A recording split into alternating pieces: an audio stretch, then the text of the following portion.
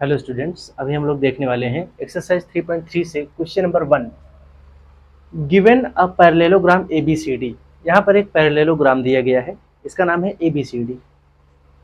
Complete each statement along with the definition और property use. यहाँ पे जो स्टेटमेंट दिए गए हैं इनको आपको कंप्लीट करना है, फिल इन द ब्लैंक से आपको फिल करना है। ठीक है, कुछ प्रॉपर्टी का यूज करके, वही प्रॉपर्टी जो आप इंट्रोडक्शन वीडियो में पढ़ चुके हैं। ठीक है, अगर आप इंट्रोडक्शन वीडियो नहीं देखे हैं तो बेटा एक बार इसको जरूर देखो, इंट्रोडक्शन वीडियो, तब आपको ये आसानी से समझ में आ जाएगा। ठीक है, नहीं तो मुझे पूरा यहाँ पे बताना पड़ेगा फिर से। चलिए स्टार्ट करते हैं पहला एक एक करके। पहला है AD इक्वल टू। ये इक्वल टू का जो सिंबल होता है इसका मतलब ये है कि AD किसके इक्वल है। तो आइए देख लेते हैं AD है क्या एक्चुअली में।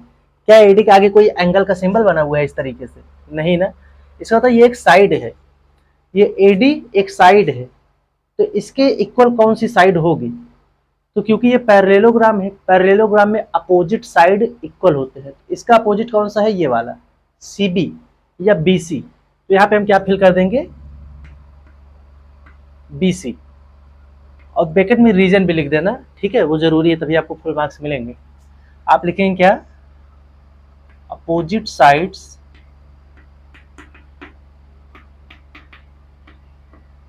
ऑफ अ पैरेललोग्राम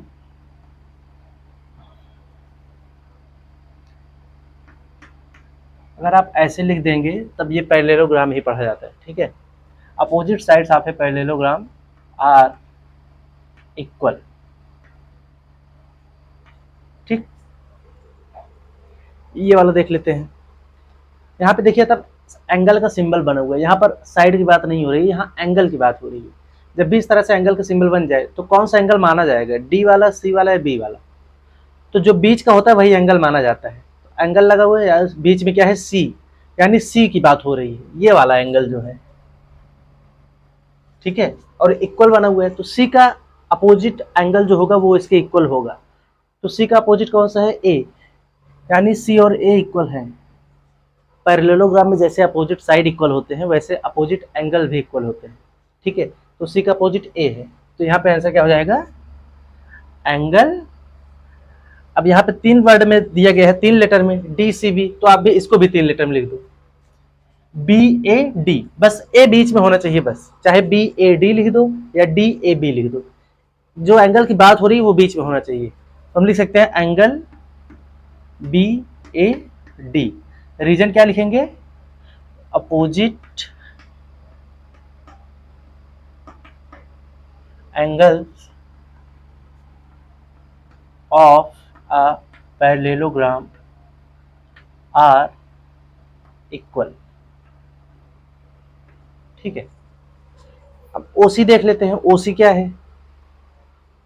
OC है डायगोनल का आधा पार्ट। ये देखो, O यहाँ पर है, C यहाँ पर है, तो O से C तक ये क्या है? ये डायगोनल है ना,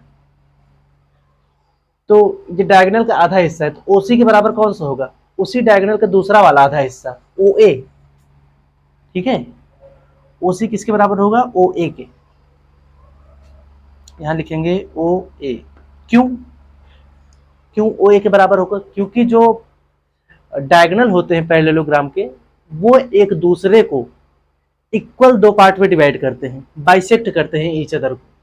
यानी ये जो DB वाला डायगोनल है, ये AC वाले डायगोनल को 2 इक्वल पार्ट में बांटा है, यानी जितना बड़ा ये होगा उतना ही बड़ा ये भी होगा, और ये भी इसको 2 इक्वल पार्ट में बांट रहा है, यानी जितना बड़ा ये OD होगा उतना ही बड़ा OB भी होगा।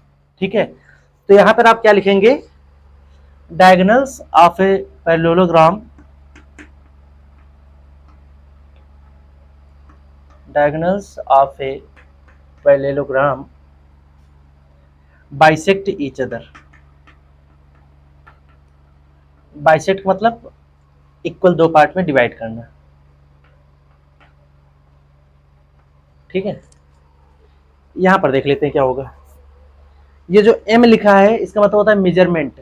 ठीक है, ये नहीं भी लिखा होगा तब भी हम वही मानेंगे। ये जो बीच में दिया गया है एंगल A की बात हो रही है इसका मतलब।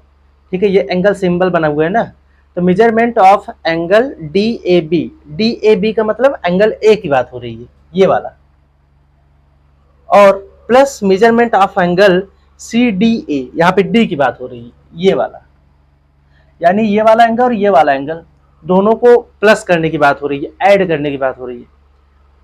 तो हम देखें तो क्या आएगा, किसी भी पैरेललोग्राम में जो पड़ोसी एंगल होते हैं वो मिला करके 180 बनता है, सप्लीमेंट्री होते हैं वो।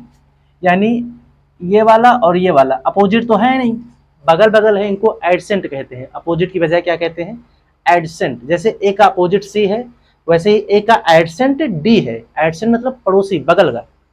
तो किसी भी पैरेललोग्राम के जो दो पड़ोसी एंगल होंगे, चाहे ये दोनों हो या ये दोनों हो या ये दोनों हो, कोई भी दो पड़ोसी हो, उनको मिला करके 180 बनता है। ठीक है, तो हम क्या लिखेंगे, 180 डिग्री। इन दोनों एंगलों को ऐड करके 180 बनेगा। क्यों बनेगा, लिखेंगे हम लोग एडजेसेंट एंगल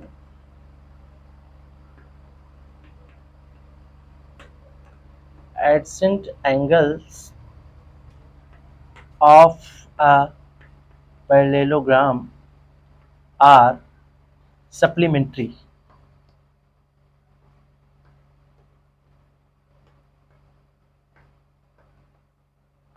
ठीक है, एडजेसेंट एंगल जो होते हैं वो सप्लीमेंट्री होते हैं। सप्लीमेंट्री आप क्लास 7 पढ़ चुके हैं।